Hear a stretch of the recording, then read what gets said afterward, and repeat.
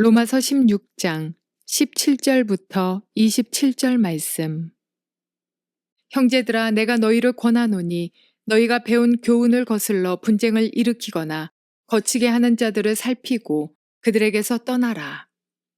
이 같은 자들은 우리 주 그리스도를 섬기지 아니하고 다만 자기들의 배만 섬기나니 교활한 말과 아첨하는 말로 순진한 자들의 마음을 미혹하느니라. 너희의 순종함이 모든 사람에게 들리는지라. 그러므로 내가 너희로 말미암아 기뻐하노니 너희가 선한데 지혜롭고 악한데 미련하기를 원하노라. 평강의 하나님께서 속히 사탄을 너희 발 아래에서 상하게 하시리라. 우리 주 예수의 은혜가 너희에게 있을지어다. 나의 동역자 디모데와 나의 친척 누기오와 야손과 소시바더가 너희에게 문안하느니라. 이 편지를 기록하는 나 더디오도 주 안에서 너희에게 문안하노라. 나와 온 교회를 돌보아주는 가이오도 너희에게 문안하고 이 성의 재무관 에라스도와 형제 구아도도 너희에게 문안하느니라. 나의 복음과 예수 그리스도를 전파함은 영세전부터 감추어졌다가 이제는 나타내신 바 되었으며 영원하신 하나님의 명을 따라 선지자들의 글로 말미암아 모든 민족이 믿어 순종하게 하시려고 알게 하신 바 그 신비의 계시를 따라 된 것이니 이 복음으로 너희를 능히 견고하게 하실 지혜로우신 하나님께 예수 그리스도로 말미암아 영광이 세세 무궁하도록 있을지어다. 아멘. 좋은 아침입니다. 성령님께서 여러분의 심령 가운데 은혜와 평강 충만히 채워주시기를 주의 이름으로 축복합니다. 이제 드디어 로마서의 마지막 부분에 왔습니다.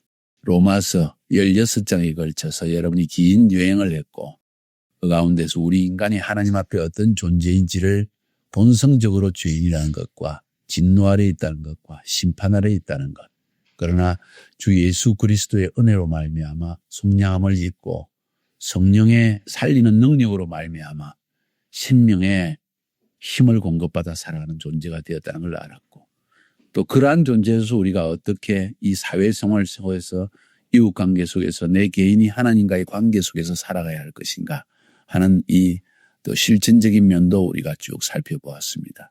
16장은 어제 말씀드린 것처럼 그런 가운데에서 이제 마지막 편지를 마무리하면서 바울의 인사였습니다.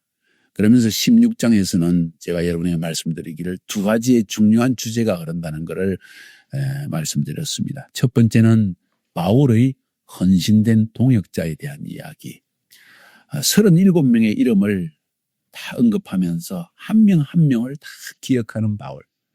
그만큼 바울은 그들을 기도 가운데 기억했고 또 그들을 주 예수 그리스도 안에서 어떤 존재인지를 마음에 새겨서 일평생 마치 가족처럼 동역자처럼 섬겼던 사람이라는 걸 우리가 알 수가 있습니다. 그들은 전부 하나님을 섬겼던 사람들이고 예수를 믿어 구원받은 사람들이고 또 바울을 섬겼던 사람이라는 걸 우리가 알 수 있습니다. 이런 동역자가 만들어지는 곳이 교회이고 이런 것이 교회의 모습이라는 것을 바울은 우리에게 마치 일부러 보여주는 것처럼 보여줍니다. 이렇게 바울의 헌신된 동역자 이야기를 하면서도 교회 안에 어떤 영적 분위기가 있어야 되는가 하는 것도 바울이 잊지 않고 언급합니다.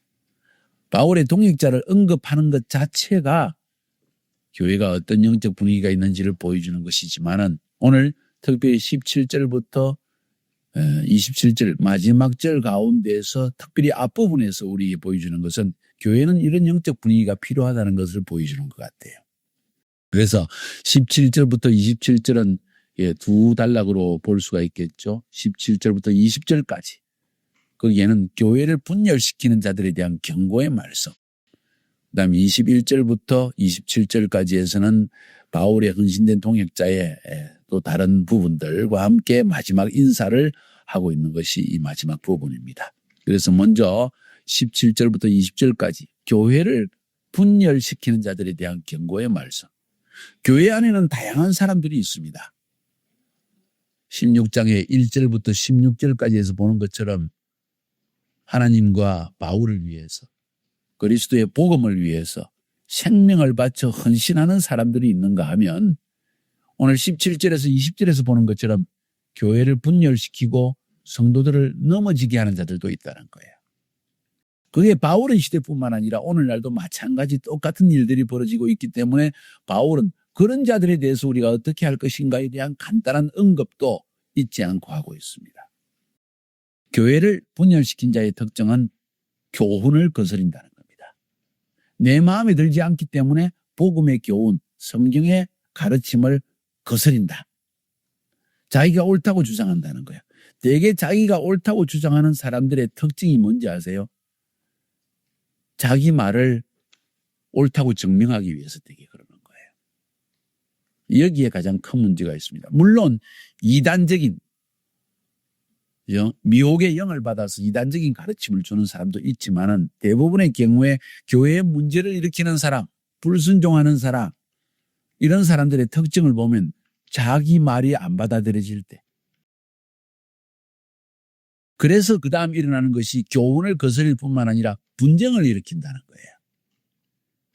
그래서 바울이 말하는 교훈을 은근히 비판합니다. 특별히 교회 안의 지도자들에 대한 불만과 불신을 만들어냅니다. 그렇게 해서 교회 안에 사람들 사이에 편가람을 만들고 교회를 점점 분열시킵니다. 이게 사단이 하는 일이죠. 왜? 사단은 대적하는 자. 헬라 말로는 디아볼로스, 갈라내는 자, 갈라놓는 자. 사람을 자꾸 분열시킨다는 거예요. 서로 간에 편가람을 만든다는 거예요. 교회를 인도하고 혹은 셀그룹을 인도하면서 반드시 신경을 세워서 영적으로 분별하면서 보아야 할 것이 편가람을 가는 자가 있는가, 각 사람의 영에 어떤 영이 들어앉아 있는가 하는 것을 잘 살펴야 됩니다. 교회를 가장 무너뜨리는 첫 번째 사람들이 편가람을 만들어내는 거예요. 누구 편. 그룹을 지어 다닙니다. 그룹을 지어 다니면 항상 그룹의 의견이 생깁니다. 그리고 그 그룹 안에 항상 말이 센 사람이 있어요. 지도자처럼 행동하는 사람이 있다는 거예요. 그 사람이 은근히 말을 풀어놓습니다. 그리고는 교회 안에 혹은 셀모름 혹은 청년부 전체 문제를 일으키기 시작한다는 거예요. 이런 것들이 있을 때 겉으로 드러나는 죄는 안 보입니다. 그런데 더 중요한 죄를 만들어냅니다. 분열을 만들어낸다는 거예요. 영적 지도자는 그걸 딱 캐치하고 불러와서 이야기를 해야 됩니다. 지금 너 교회 분위기가 어떻게 되는지 아니? 어디에서 시작된다고 생각하니? 쉽지 않은 겁니다. 정확하게 인식을 하는 사람만 그 일을 할 수 있습니다. 이런 일들을 할 수 있어야 됩니다. 교회는 사랑이 넘쳐야 된다. 다 받아줘야 된다. 그럼요.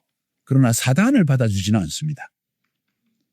사단의 장난도 받아주지 않습니다. 많은 사람들이 이 일을 착각을 하고 있어요. 그래서 교회를 교회되게 못 만듭니다. 영적 분위기를 바로 만들어내지 못한다는 거예요. 교회 안에 보면은 어떤 가정들은 꼭 비판적인 가정, 막 계속 비판을 만들어야 자기 그룹을 만들어냅니다. 이거 골치 아픈 사람들이에요. 근데 다루지를 못해. 아무도 그걸 몰라. 혹은 느끼기는 하는데 집어내지를 못해. 물론 알곡 가운데 가라지를 일찍 다 찍어내는 일은 못하는 일입니다. 끝까지 두고 봐야 됩니다. 하나님께서 하실 일입니다. 그러나 오늘 바울이 가르치는 것도 생각해야 된다는 거예요. 명백하게 분열을 만들어내는 애가 있는데도 불구하고 그걸 가만둔다면 교회가 어떻게 되어질까? 알곡과 가라지를 구분을 잘 못해서 끝까지 놔두라 기다리라 하는 것과 분명한 가라지가 보이는데도 놔두는 건 차이가 있는 거예요. 농사하는 사람이 왜 가라지를 피를 뽑습니까? 모판에 뭐를 다 심어놓고 나중에 자라기 시작할 때 처음에는 모판은 몰라요. 이게 알곡인지 가라지인지. 나중에 보면 가라지가 막 솟아납니다. 그런 가라지가 분명히 드러날 때 뽑아낼 줄 알아야 했다는 거예요. 이런 자들은 첫 번째 교훈을 거스린다고 했고, 두 번째 분쟁을 일으킨다고 했고, 세 번째 그치게 한다. 사람들을 넘어지게 한다는 거예요.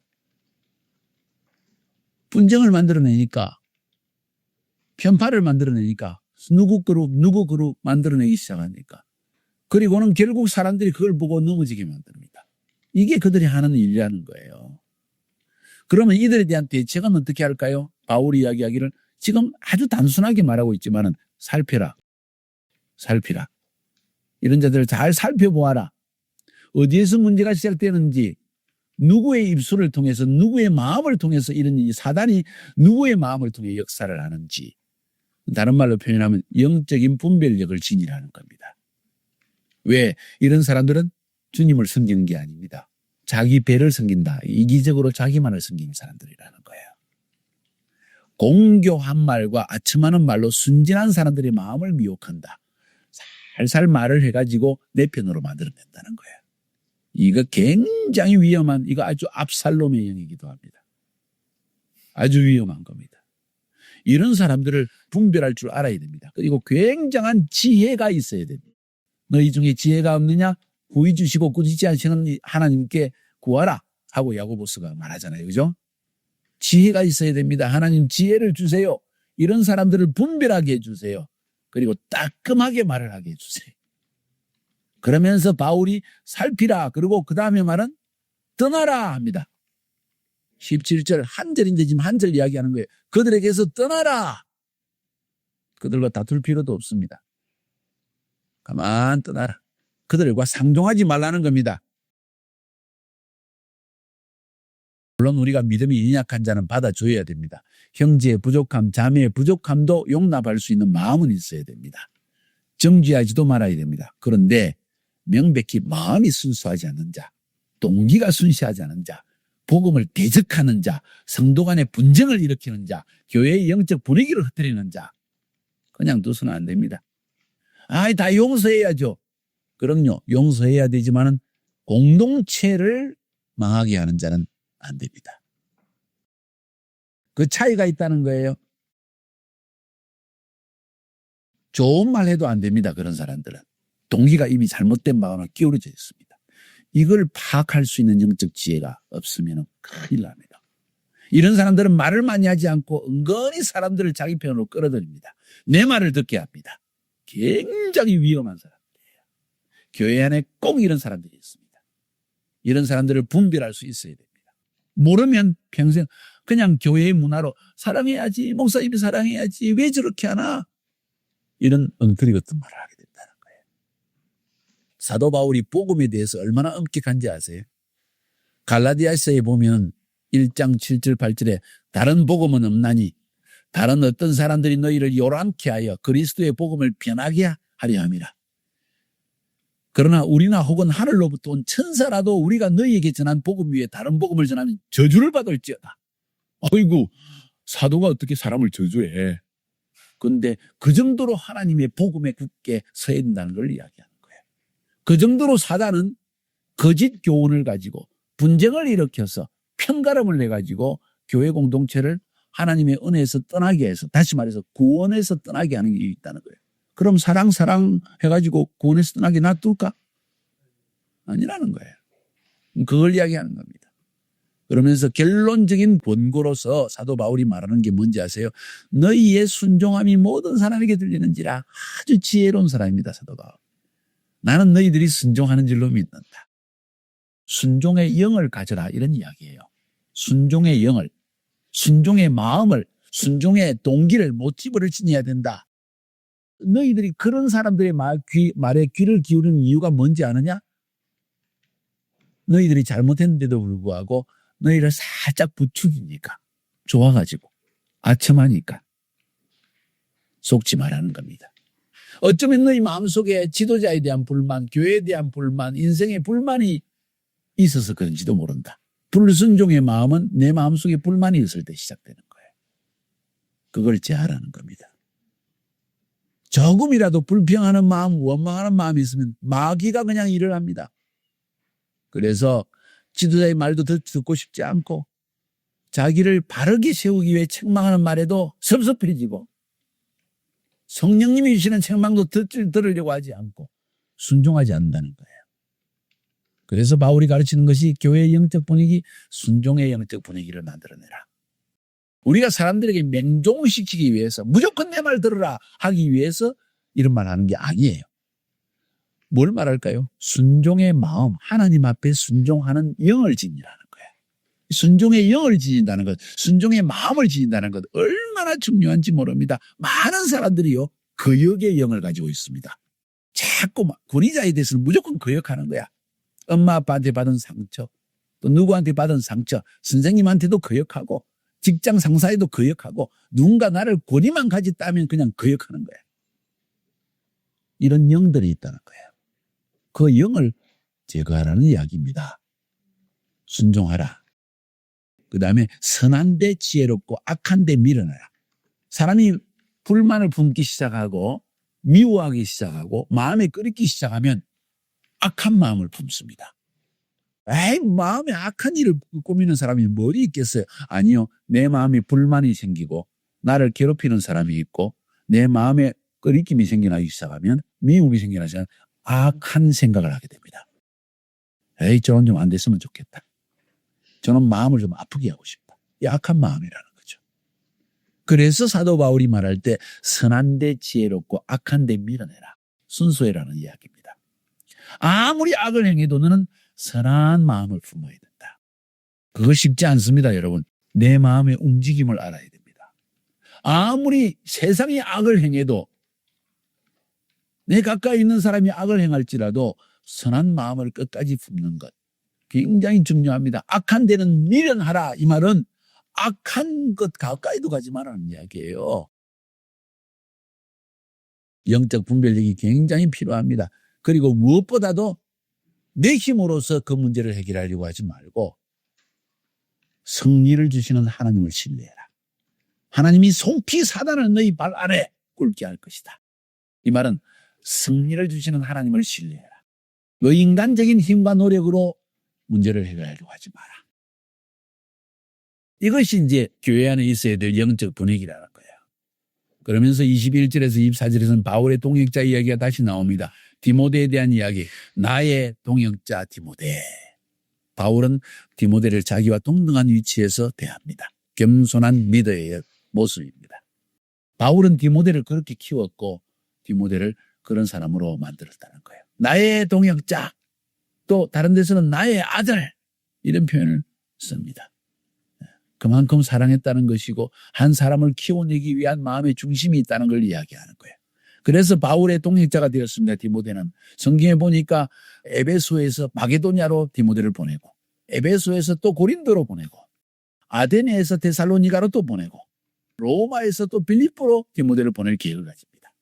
바울은 디모데를 곳곳에 필요한 곳마다 보내면서 훈련을 시키는 거예요. 디모데는 순종하는 마음으로 그에 나아가서 사역을 또 기성하는 거예요. 이렇게 해서 나중에 사료를 보니까 에베소 교회가 굉장히 큰 교회거든요. 10만 명까지 모였대요. 거기에 디모데가 목회를 했다는 거예요. 이 모든 과정을 거쳤기 때문에 왜 나를 한 곳에 두지 않고 여기서 조금 하면 또 내치고 이러시나 이렇게 생각한 것이 아니라 우리 스승께서 나를 위해서 이곳저곳에서 훈련을 시키시는구나. 디모데는 그렇게 동역자로 자라났다는 거예요. 그 다음 루기오에 대한 이야기, 바울의 친척에 대한 이야기. 나의 친척 루기오와 야손과 소시바느가 너에게 문안하느니라.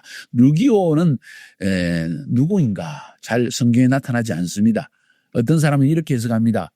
루기오 생각할 때 이 사람은 누가일 것이다. 누가는 헬라식 발음이고 루기오는 라틴식 발음입니다.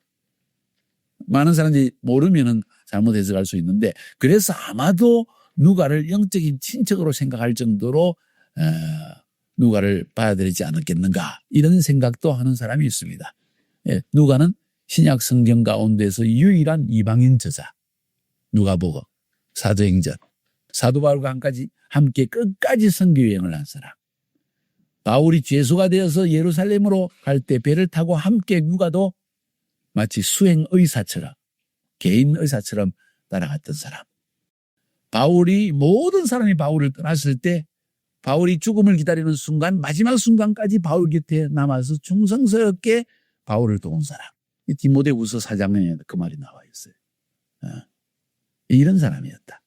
아마도 누가가 그런 사람이 아닌가 하는 생각을 가지게 됩니다.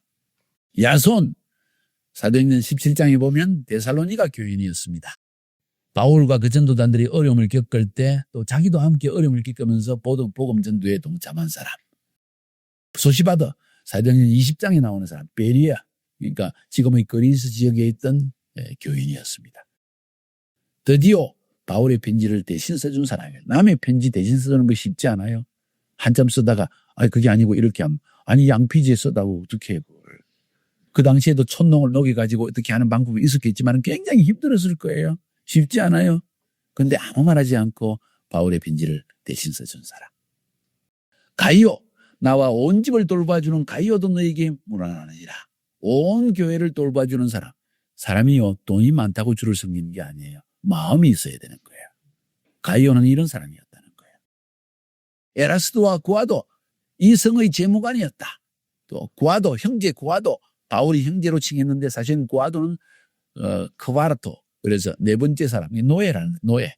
노예는 첫째, 둘째, 셋째, 넷째, 일곱째 되면 일곱째 이름을 그냥 그렇게 지었다는 거예요. 그런 사람인데 바울의 동역자가 된 위대한 사람들. 아무튼 바울을 만났던 많은 사람들이 바울의 동역자가 되어집니다.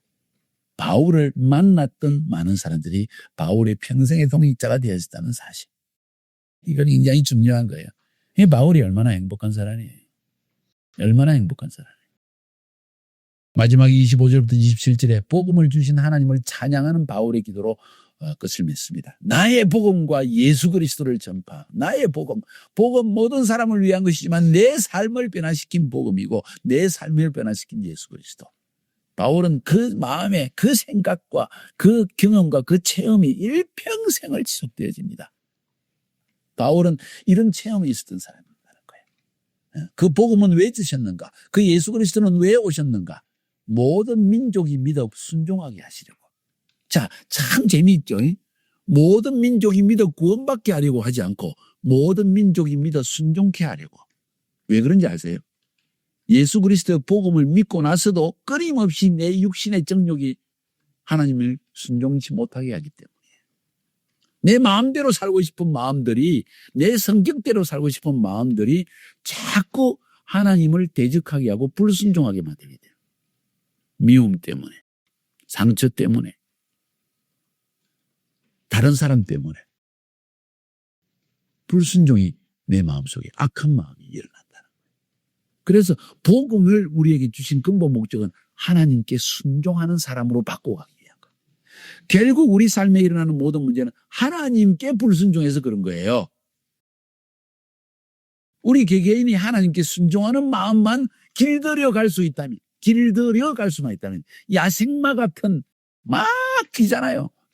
길들이는 작업 엄청 힘들거든요. 그것보다 더 힘든 게 사람을 길들이는 자. 그 중심에는 하나님께 순종하는 마음을 심어놓도록 길들이는 작업이 더 힘들다는 거예요. 자꾸 사람 쳐다보지 말고 환경 쳐다보지 말고 과거 쳐다보지 말고 지금 쳐다보지 말고 하나님을 쳐다보면서 순종을 배워나가도록 합시다. 이게 교회의 영적 분위기입니다. 그 복음은 신비의 계시를 따라 된 것이다. 신비로운 계시다. 그 논리로 풀 수 있는 게 아니다. 알량하게 머리를 가지고 토론한다고 되는 게 아니다. 이건 체험의 문제이다. 계시의 문제이다. 바울이 그렇게 이야기합니다. 이 복음이 너희를 견고하게 할 것이다. 그래서 우리가 매일매일 말씀을 상고하는 거 아니겠어요? 하루만 말씀 안 읽어봐요. 금방 내 육신의 생각으로 돌아갑니다. 예수님께서 요한복음 6장에서 말씀하시기를 내가 너희에게 이런 말이 영이요 생명이니라.